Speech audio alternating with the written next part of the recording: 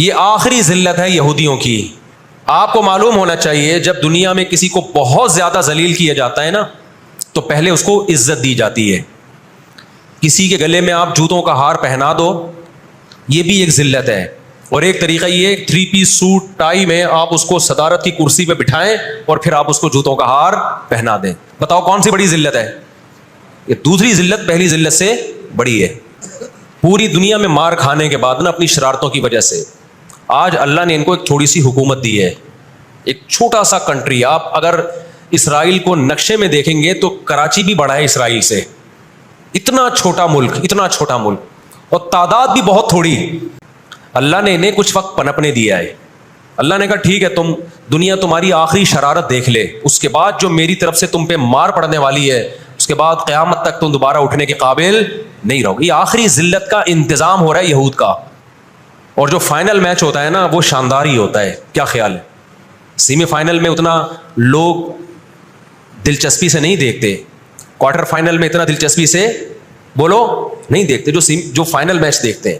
اللہ نے ان کا ظلم پوری دنیا کے سامنے نمایا. آج جو غزہ پہ جو کچھ ہو رہا ہے پوری دنیا کے سامنے اللہ نے دکھا دیا. اقوام متحدہ کی 60 سے زیادہ قراردادیں ہیں جس کی اسرائیل دھجیاں اڑا چکا ہے.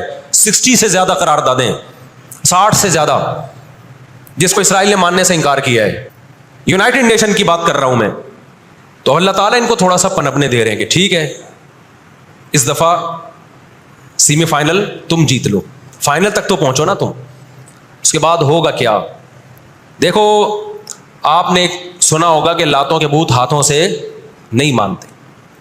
یہ جو اسرائیل جو کچھ کر رہا ہے نا اس کا اصل حل مجھے بھی پتا ہے. اس کا اصل حل ہے جہاد. اس کا اصل حل کیا ہے؟ جہاد. تو آج بھی رشیا, چائنا وہ اسرائیل کے حق میں نہیں ہے. عین ممکن ہے اللہ مظلوموں کی آواز سے ایسے حالات پیدا کر دے کہ اس جنگ میں براہ راست کون کود پڑے؟ سوویت یونین کود پڑے. اور اگر سوویت یونین اس جنگ میں کود پڑا جس کے پورے چانس لگ رہے ہیں تو پھر یہ تیسری جنگ عظیم کی طرف معاملہ جائے گا. اور پھر دنیا میں جو تباہی ہوگی نا, تباہی ہوگی وہ میرے اور آپ کے تصور سے بھی زیادہ ہے. کیونکہ اب تلواروں سے یا صرف ہوائی جہازوں سے جنگ نہیں ہوتی, اب سب کے پاس نیوکلیئر ہتھیار ہیں, اب ایٹم بم چلیں گے. آج اگر دنیا انسانیت پہ رحم کھانا چاہتی ہے, آج اگر امریکہ, برطانیہ, جرمنی, فرانس جو دنیا کے لیڈر کہلائے جاتے ہیں, آج اگر یہ چاہتے ہیں کہ انسانیت کو تباہی سے بچائیں, جو اصل ظالم ہے نا یہودی, اس کا ہاتھ روکنا ہے. تو آج اگر یہ اسرائیل کا ہاتھ زبردستی روک لیتے ہیں تو دنیا بڑی تباہی سے بچ جائے گی. اور اگر یہ دنیا اسرائیل کا ہاتھ نہیں روکتی اور اس جنگ کو بند کرنے کی کوشش نہیں کرتی تو بھائی جو تیسری جنگ کی طرف معاملات جا رہے ہیں اس کے ذمہ دار یہ لوگ ہوں گے جو دنیا میں تہذیب کے ٹھیکیدار ہیں. ہمیں قرآن و سنت میں اس بارے میں کیا ہدایات ملتی ہیں؟ اللہ کہتا ہے میں نے یہود پہ ذلت کو مسلط کر دیا ہے. اس آیت میں اور اس حدیث میں جو میں نے تقاتلون الیہود والی حدیث پڑھی, اس میں مسلمانوں کے لیے خوشخبری ہے کہ اللہ تعالیٰ نے جیسے بنی اسرائیل انتہائی کمزور تھے, فرعون کا ظلم اور بربریت کا شکار تھے, اللہ سورہ قصص میں کہتے ہیں وَنُرِيدُ أَن نَّمُنَّ عَلَى الَّذِينَ اسْتُضْعِفُوا فِي الْأَرْضِ, ہم نے ارادہ کیا کہ زمین میں کمزور ترین لوگوں کو اٹھا کے زمین کا امام بنا دیں گے, طاقتور پہ غالب کر دیں گے. بہت دفعہ ایسا ہوا ہے, کم من فئۃ قلیلۃ غلبت فئۃ کثیرۃ باذن اللہ. اللہ کہتے ہیں دنیا کے نقشوں میں جو غالب ہوتا ہے, جس کی فتح اسباب کی دنیا میں یقینی ہوتی ہے, میں بہت تھوڑی سی جماعت کو طاقتور بنا کے دنیا کا امام بنا دیتا ہوں. ہمیں اللہ کی رحمت سے اور قرآن اور حدیث کی جو بشارتیں مل رہی ہیں اس سے پوری امید ہے کہ انشاءاللہ یہ جو ابھی حالات ہوئے ہیں انشاءاللہ یہ اسرائیل کی شکست پہ اور یہودیوں کی ہمیشہ کے لیے شکست پہ یہ اس کا نتیجہ نکلے گا انشاءاللہ. اور نبی صلی اللہ علیہ وسلم کی وہ حدیث پوری ہوگی کہ تمہاری جو بڑی جنگ ہوگی, نبی نے کیا فرمایا, اس امت کی ایک جماعت ہمیشہ جہاد کرتی رہے گی. لا یزال طائفۃ من امتی ظاہرین علی الحق, ہر دور میں لڑائی ہوئی ہے, جہاد ہوا ہے. آپ اس ہسٹری اٹھا کے دیکھ, کہیں نہ کہیں جہاد ہمیشہ ہوتا رہا ہے.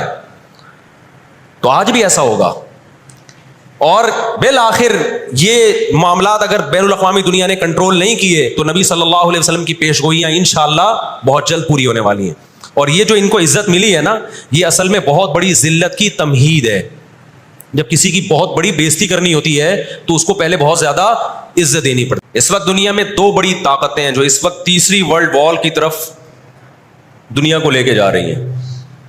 آپ کو پتہ ہے پہلی جنگ عظیم میں کتنے لوگ ہلاک ہوئے, دوسری جنگ عظیم میں کتنے لوگ ہلاک ہوئے. اور اب جب تیسری جنگ عظیم ہوگی تو ہلاکتوں کا جو ریشو ہوگا، میں سمجھتا ہوں آدم علیہ السلام کے زمانے سے لے کر اب تک دنیا میں جتنی ہلاکتیں ہوئی ہیں وہ ایک طرف ترازو کے ایک پلڑے میں رکھ دیں آپ، اور یہ تیسری جنگ عظیم جو اسرائیل کی وجہ سے ہونے جا رہی ہے اس میں جو ہلاکتیں ہوں گی وہ تمام ریکارڈ توڑ دیں گی، اور اس کا ذمہ دار برطانیہ، امریکہ اور اسرائیل ہوگا، جو دنیا میں سب سے زیادہ تہذیب کے ٹھیکے دار سمجھے جاتے. دنیا میں 2 بڑی جنگیں ہو چکی ہیں، ان دونوں بڑی جنگوں میں کہیں بھی کسی مسلمان کا نام بولو نہیں آئے گا، کہیں بھی نہیں آئے گا، کیونکہ کسی فلاں مسلم کی وجہ سے ہوئی ہے یہ جنگ.